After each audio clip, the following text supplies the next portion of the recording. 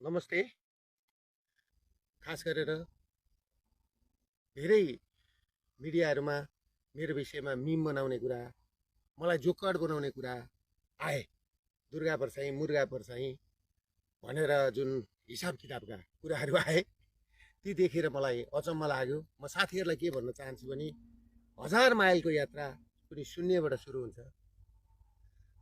Vision भनेको एउटा व्यक्तिबाट सुरु हुने हो। यात्रा भनेको पनि एउटा व्यक्तिले नै सुरु गर्ने हो र यस्ता अप्ठ्यारा कुराहरू एउटा व्यक्तिबाटै सुरु हुन्छ र एउटा व्यक्तिबाटै विचार हुन्छ।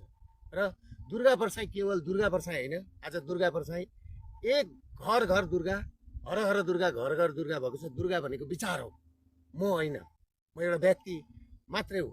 त्यसले गर्दाखेरि म तपाईँहरूसँग के भन्न चाहन्छु भने म भागेको होइन। मैले दुईवटा केसमा म भागिनँ।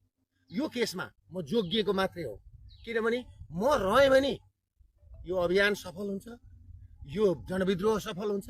म नै रहेन भनेदेखि यो जनविद्रोह त्यत्तिकै दबाएर जान्छ। किनभने पेरुको कहानी म तपाईँलाई पेरुलाई लान चाहन्छु।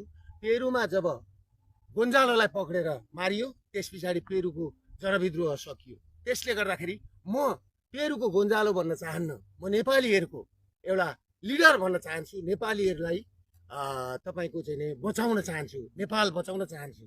त्यसले गर्दाखेरि म तपाईँहरूलाई एउटा कुरा के भन्छु भने, म भन्दै गर्दा जुन 15 गते तपाईँको चाहिँ नि दुईजना, एकजना पत्रकार समथिङ रगत रजक र एकजना सबिन महर्जनको जुन मृत्यु भयो, त्यसमा म हार्दिक श्रद्धाञ्जली भन्दै उहाँहरूको परिवारलाई पढाउनलाई, उहाँहरूको बच्चाहरूको भविष्यको लागि म दुईटै परिवारलाई 5-5 लाख रुपियाँ दिने घोषणा पनि गर्दछु। म यहाँबाट निस्केर आइसकेपछि म उहाँहरूलाई 5-5 लाख रुपियाँ पैसा, किनभने जसको गोलीले पनि मान्छे मर्नु हुँदैन थियो, मान्छे मरे। हामीले नागरिक बचाउ अभियान सुरु गरेको हो, नेपाली र नेपाललाई बचाउने अभियान सुरु गरेको हो। हामीले मान्छे मराउँ भनेर सुरु गरेको होइन।